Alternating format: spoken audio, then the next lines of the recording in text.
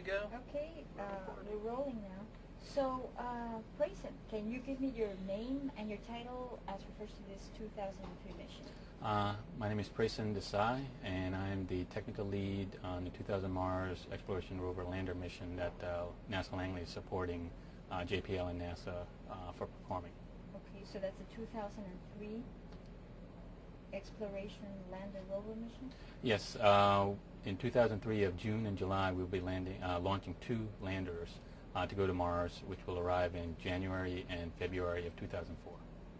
Okay, can you tell me what the purpose of that mission is? The purpose of the mission is to continue the exploration of Mars that was started by Mars Pathfinder just recently.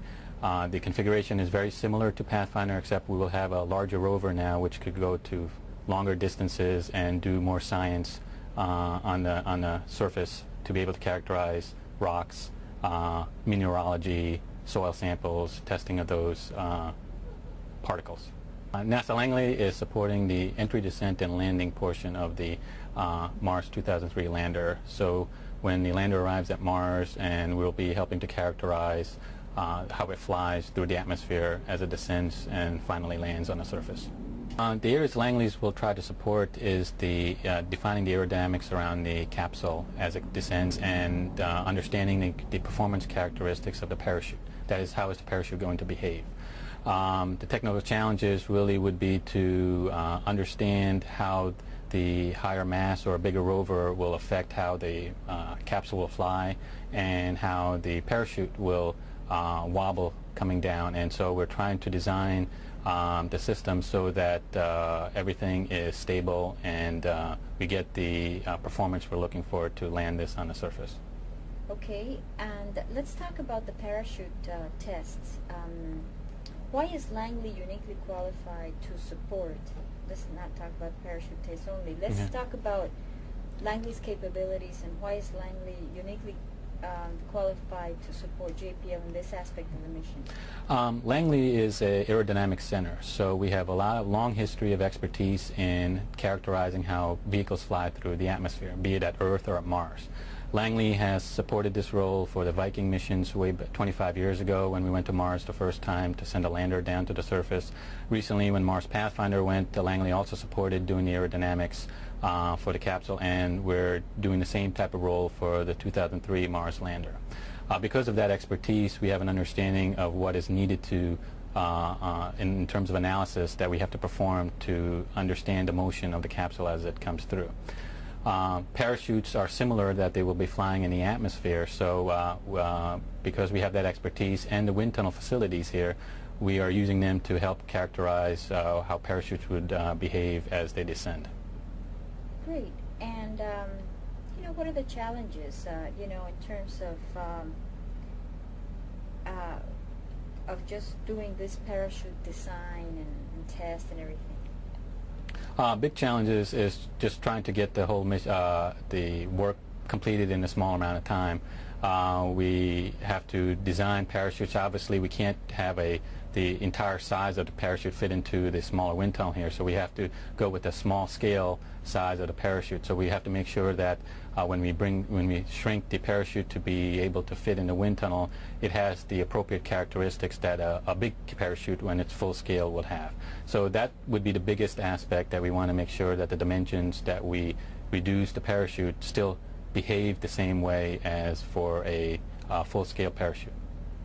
I see. And when I love Mars, I love doing it, 'cause I always, you know, I learn something new every time you know, if you talk about parachutes, are the parachutes used for landing on Mars the same, made out of the same things, and do they look like parachutes that people use to jump off airplanes? They're very similar. They're not exactly the same as what people use here for skydiving or things like that, but the materials are similar. They're not exactly the same, and then the parachute configuration in terms of what it looks like, it's slightly different also. Those are made for the particular characteristics we want to have for the parachute.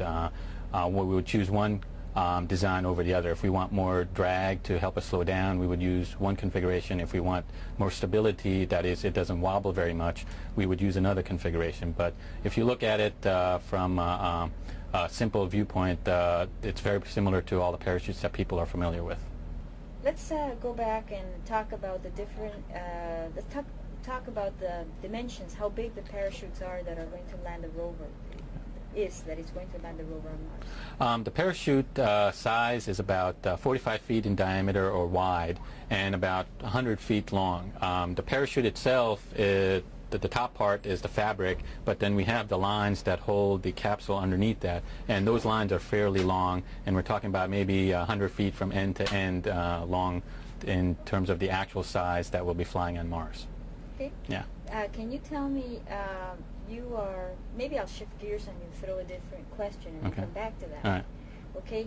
Have we learned anything from these parachute tests here in the wind tunnel? Yes, just looking at the data right now, we find the characteristics, that is what we're interested in, is the drag of the parachute, or how much it would be able to slow down the capsule as we're coming down, and also how much stability there is. And what we've learned so far is what we thought or we hoped we would find is that they produce drag, that's what we want, and don't wobble very much, so it helps us to keep the whole system stable as it's coming down. We will continue to refine the measurements we took to get a better understanding of what the final answers would be. Are there going to be other tests like this, or is this it? There will not be other tests with wind tunnels like this. We will, down a few months from now, drop these parachutes out of a helicopter to see how they would perform on a full-scale size with the lander underneath. And this information will help us understand how the large parachutes will fall like the ones on Mars. Seems like you and I need to go there, right? Where is that going to be? I don't know, and maybe in Idaho someplace. Oh. We actually, one already went to the test earlier in March time frame that they were in Idaho. There's an Air Force base out there, and we did drop them the first round of this. And based on what we see here, we will be going back in probably the January time frame or February time frame of next year and do other drop tests, and then I'm sure there will be plenty of film available. Let's talk about the next steps in terms of our involvement before the 2003 mission. Oh, you mean actually before it launches, or I guess... Before we actually engage in the 2003 mission, the launch and everything. Oh, so you're asking me a question from now to then what we're going to do? Yeah. Okay. What are we going to do? After these tests are completed, we'll go and continue to refine the measurements to get the best understanding we can from the data.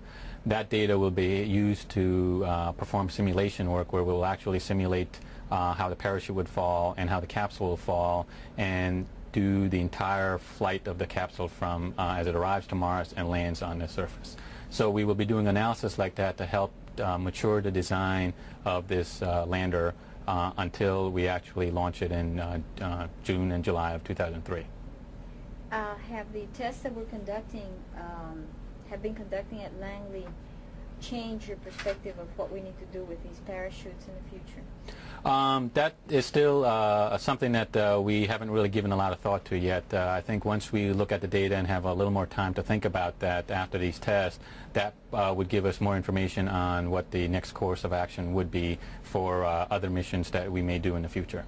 Okay, well, Mars has always fascinated people in general. You know, the press is very interested. We call them Martians, the press that are like crazy. Like Larry David is one of them. And, you know, what about you working on a mission like this? It's actually very exciting and a little humbling at times too. The excitement is great that you're actually landing something on another planet, and a little humbling is that since I'm leading the effort here at Langley to support this mission, I really have to understand various aspects of the design, and it not totally all in my background, so I have to learn those different areas, and it's a very challenging aspect from there, but I found it to be very rewarding to this point. Let's talk about the aerodynamics. That is, the Langley role then is the aerodynamics, everything having to do with the flight through the atmosphere. At what point of the mission, I'll tell you what, why don't you describe, if you were going to describe in your own words, when we get to Mars, okay, what happens in terms of, you know, the way the spacecraft flies, when the parachutes are deployed, and then when it lands, etc.? Okay. As the spacecraft arrives at Mars, the analysis we will be doing is to able to understand how it will fly through the atmosphere. So as it continues to come through the atmosphere around an altitude of 24,000 feet, we will pop the parachute. That parachute will slow down the capsule and bring it softly towards the ground as it continues to fall. When it gets closer to the surface as it falls, it will jettison a few pieces so the lander can be exposed. Airbags will be popped around the lander so that when it hits the ground, it will cushion the fall. As it almost goes down to the surface, we will be firing some retro rockets that slow down the capsule even further and the lander there. And then we will cut the lander from the parachute. It will fall onto the ground and the airbags will cushion it to come to a nice soft landing. Beautiful. Okay. Now, let's see.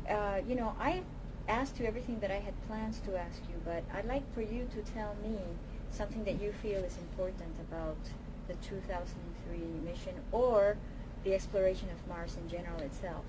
The 2003 mission is going to be a very exciting mission. You know, we saw what a rover can do for Mars Pathfinder, where we had a small rover there and it was able to go around away from the lander to analyze rocks in the vicinity. This rover being more capable that it could go further distances and have more instruments, we'll actually be able to see Mars many, many meters away from where we landed. So we could actually go, and if we see a little hill, the rover can go up to the top of the hill and show us what's on the other side, which we haven't ever gotten that type of view before. And so that is one of the great things about this mission with the rover that we have, to be able to see that. Would you say that Langley's role is very important on this mission, and why? We do have an important role on the mission. Since we are helping to define how the motion of the lander as it falls through the Mars atmosphere, all our work will be used in designing the systems or the mechanisms to be able to safely bring down to the surface. So we will be saying, calculating when to deploy the parachute, when to fire the retro rockets, when we will be landing in terms of the area we will be landing and how big that area is. All that information is very useful in terms of even site selection so we know where we want to go and can we fit into that area that all the scientists want to go to interesting places. So that type of information will be very critical, allowing us to land a rover there safely. Bruno, and I'm the parachute cognizant engineer at JPL. What is involved in the design and the managing, you know, the planning of a parachute to land a rover on Mars? Okay. Well, essentially we need a parachute that's going to be strong enough to survive the loads that it's going to take, and also to be able to accelerate the lander in the given amount of time. And all of that has to come together and fit in the volume that we have available to us on the spacecraft. Okay. Is this parachute different from the ones that were used in past Mars missions? It is very similar to the Viking parachute. It's a derivative of the Viking chute, and it's essentially the same as the Mars Pathfinder chute, except a little bit bigger. Okay, and the fact that this rover is heavier than the Pathfinder, does that make this a little more challenging? It does make it a little more challenging, and that's why the parachute is bigger this time. It also means that we're a little tighter on time, and we have to get a little more performance out of the parachute. Okay. In your involvement as the parachute lead, what do you think is the most challenging aspect of this? I think at this time there are a couple of things. One thing that's certainly challenging is that we can't replicate all the conditions when we test on Earth, and so we have to make some assumptions about the changes in behavior during the actual flight conditions. And then the other thing is because of course we have a limited amount of volume and mass allocated, you know, we're somewhat constrained on what we can do for this given design. Great. That was a good answer. In fact, I had forgotten to ask Prasun about how different it is in a wind tunnel as it's going to be in Mars. Okay. The wind tunnel conditions are not exactly, we can't match up all the conditions, although we can get very close. The other thing is that in the wind tunnel test, you're somewhat constrained in terms of how you set up the test, so it's not a free flight either. And so those things can make some differences, but when we look back at some of the Viking tests in the wind tunnel as well as their high altitude tests, you know, you can do a pretty good job. Okay. What is your personal feelings about being involved in a mission like this? Oh, it's great. It's great. It's very challenging, and it's very exciting, and I think everyone that works on this is very driven to see it succeed. Were you involved in Mars exploration prior to this? No, I wasn't. Okay, so this is your first mission, 2003. Yes, yes. Okay. How is how did you ever land a job like this? I mean, why are you the parachute lead?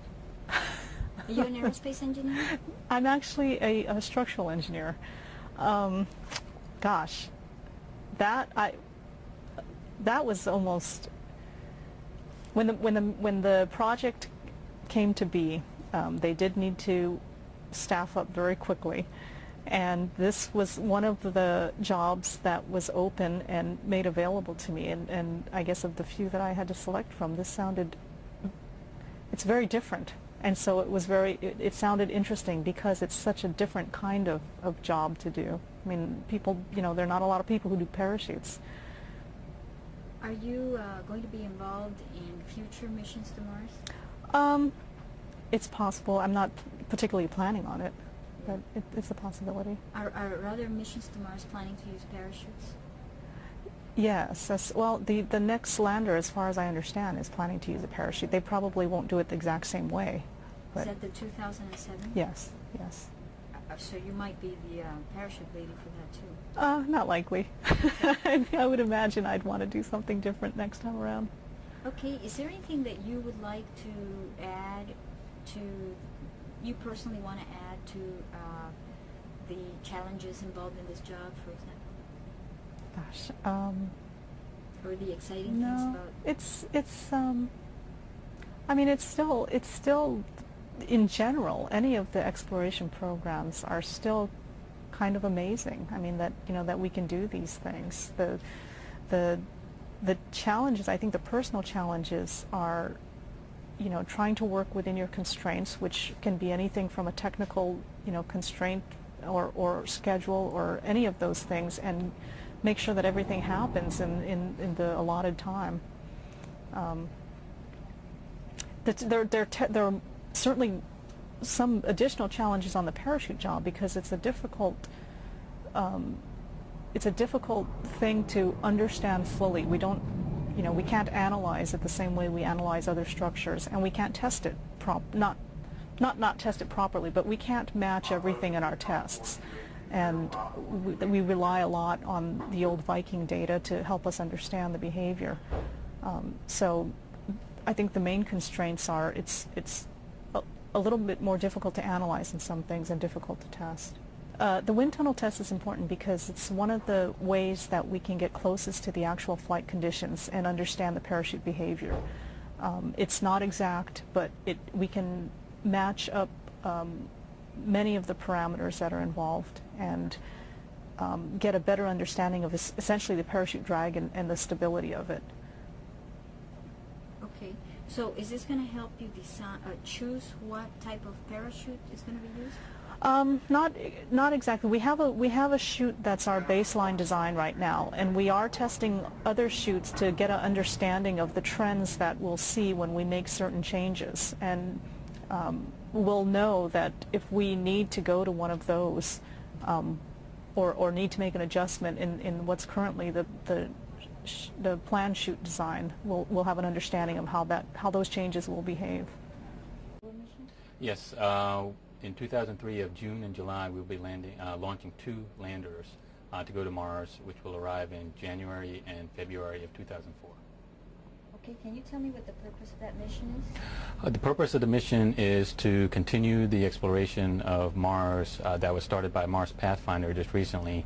The configuration is very similar to Pathfinder, except we will have a larger rover now which could go to longer distances and do more science on the surface.